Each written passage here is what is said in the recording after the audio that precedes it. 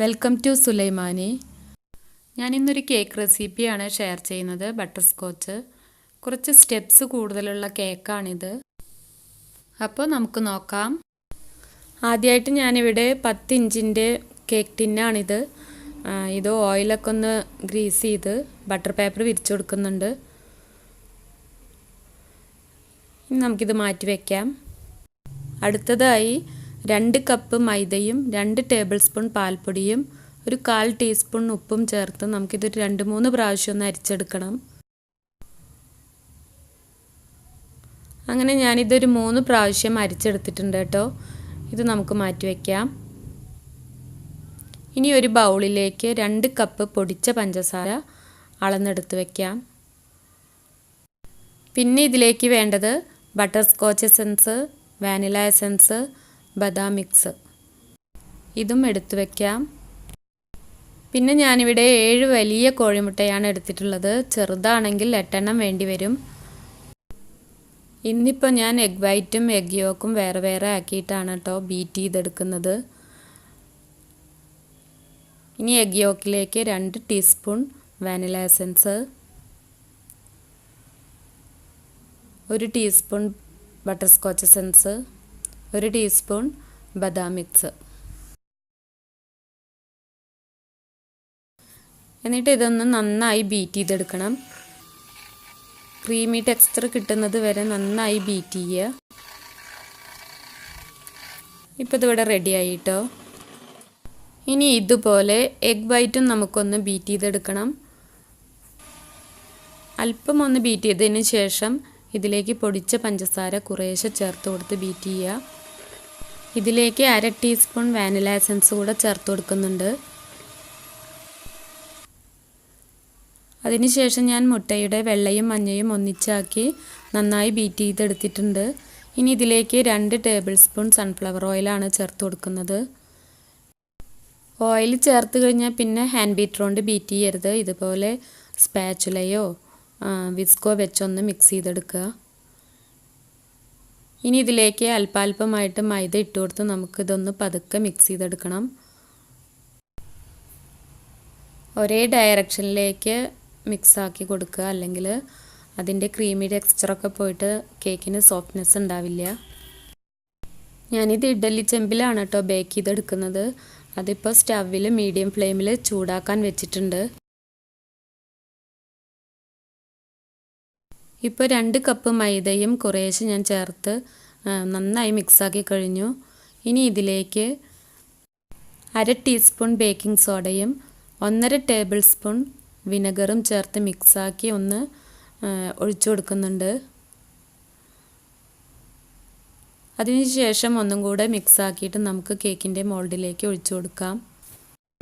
Baking പൗഡറിന് പകരമാണ് vinegar എടുത്തിട്ടുള്ളത്. അതാണ് ഇതിലെ റേസിംഗ് ഏജൻറ്റ്. വിനെഗറൊക്കെ ചേർത്ത് കഴിഞ്ഞാൽ പിന്നെ പെട്ടെന്ന് മോൾഡിലേക്ക് ഒഴിച്ചു കൊടുക്കണം. ഇനി ഇതൊന്ന് ടാപ്പ് ചെയ്ത് കൊടുക്കാം. എയർ ബബിൾസ് ഉണ്ടെങ്കിൽ പൊയ്ക്കോട്ടെ. ഇപ്പോൾ ഇത് ചൂടാക്കാൻ വെച്ച ഇഡ്ഡലി ചെമ്പാണ്. ഇതിൻ്റെ അടിയിൽ ഞാൻ ഇതിനു മുൻപ് ബേക്ക് ചെയ്യാൻ ഉപയോഗിച്ച ഉപ്പാണ് ഇട്ട് കൊടുത്തിട്ടുള്ളത്. ഇതിനുള്ളിലേക്ക് ഉപ്പിൽ ടച്ച് ചെയ്യാതെ നമുക്ക് മോൾഡ് വെച്ച് ഒരു 40-45 മിനിറ്റ് വരെ ബേക്ക് ചെയ്തെടുക്കണം. ലോ ഫ്ലെയിമിൽ 45 മിനിറ്റ് കഴിഞ്ഞപ്പോൾ തുറന്ന് നോക്കി ഞാൻ. ഇനി വെന്തിട്ടുണ്ടോ എന്ന് നോക്കാം. ഇപ്പോൾ ഇത് കറക്റ്റായി വെന്തിട്ടുണ്ട് കേട്ടോ. ഇനി ഞാനിതിനെ 3 ലെയറായിട്ടാണ് കട്ട് ചെയ്യാൻ പോണത്. നൂല് ഉപയോഗിച്ചിട്ടാണ് കേട്ടോ ഞാൻ കട്ട് ചെയ്തിട്ടുള്ളത്.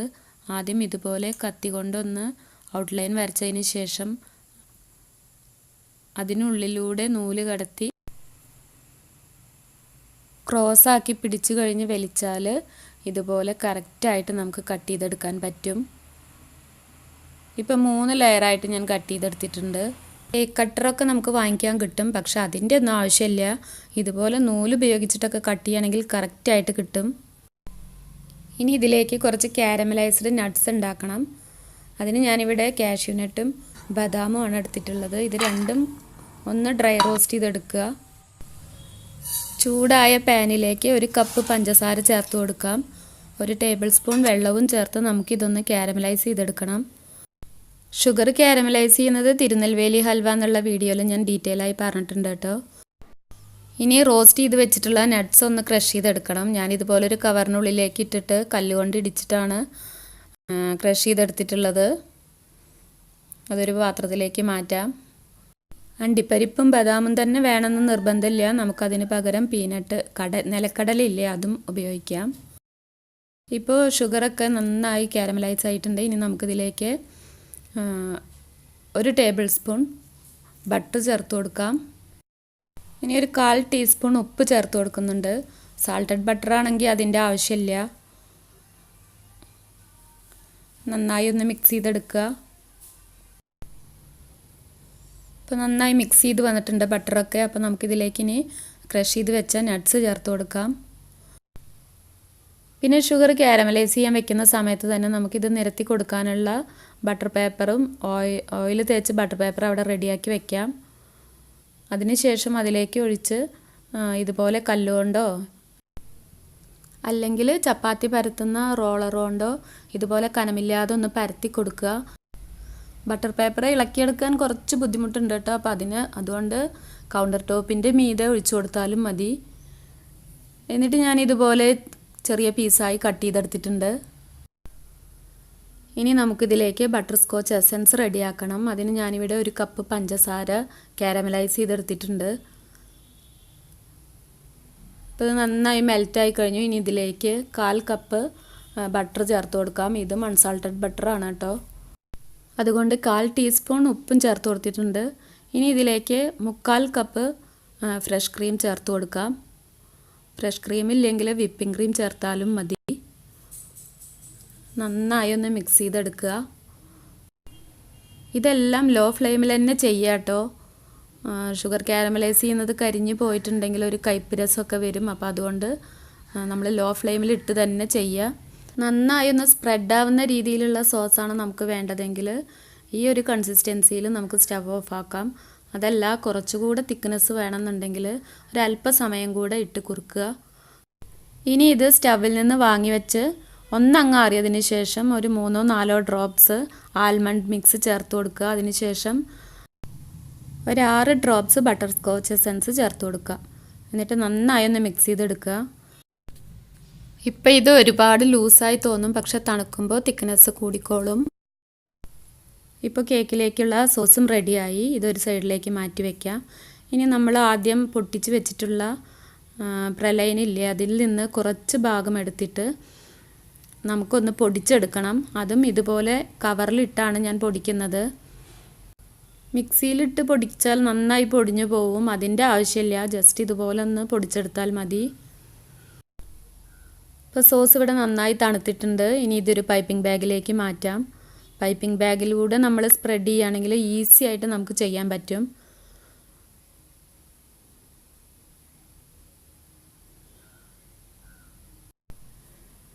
ഇതിവിടെ ഇരിക്കട്ടെ.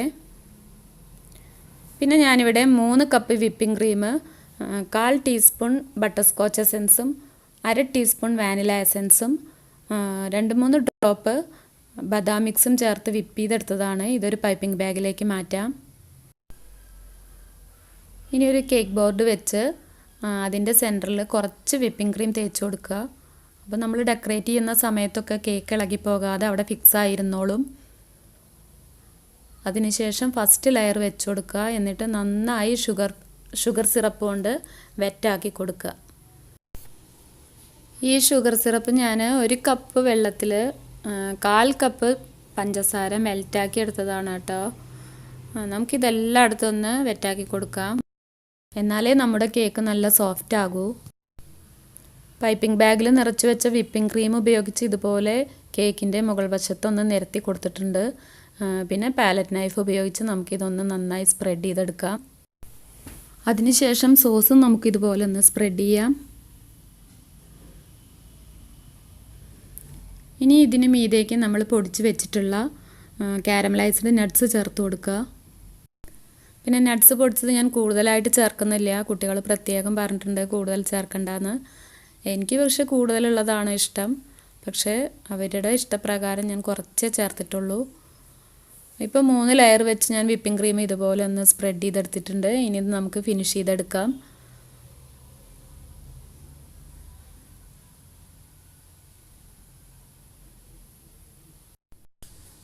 അതിനുശേഷം ഇതിൻ്റെ സൈഡ് ഒരു സ്ക്രേപ്പർ ഉപയോഗിച്ചൊന്ന് ഡിസൈൻ ചെയ്തെടുക്കുന്നുണ്ട് കേട്ടോ.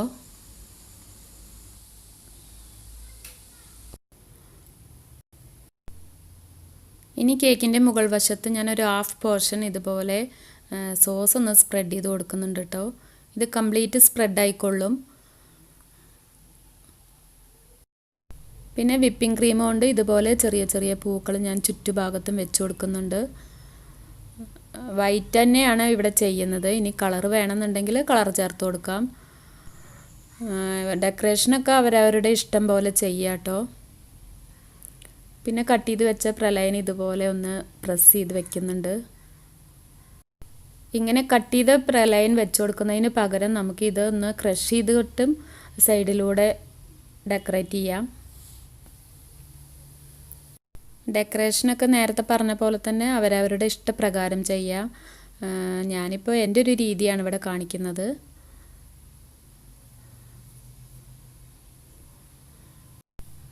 അപ്പോൾ ഞാൻ ഇങ്ങനെയൊക്കെയാണ് കേട്ടോ ഡെക്കറേറ്റ് ചെയ്തത്.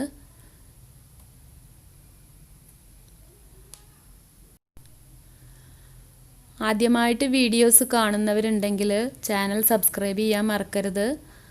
പിന്നെ ഫ്രണ്ട്സിനും റിലേറ്റീവ്സിനും ഒക്കെ ഒന്ന് ഷെയർ ചെയ്ത് കൊടുക്കുക. പിന്നെ എന്തെങ്കിലും സജഷൻസ് ഉണ്ടെങ്കിൽ കമൻറ്റ് ചെയ്യണം. പിന്നെ ഞാൻ ഈ സോസ് ഒന്നുകൂടെ സ്റ്റവിൽ വെച്ച് തിക്കാക്കിയിട്ടുണ്ടായിരുന്നു. അതിനുശേഷം ഇതിൻ്റെ സൈഡിലൂടെയൊക്കെ ഒന്ന് ഡ്രോപ്പ് ആക്കി കൊടുത്തിട്ടുണ്ട്. അപ്പോൾ ഓക്കെ, അടുത്തൊരു വീഡിയോയിൽ കാണാം. Thank you.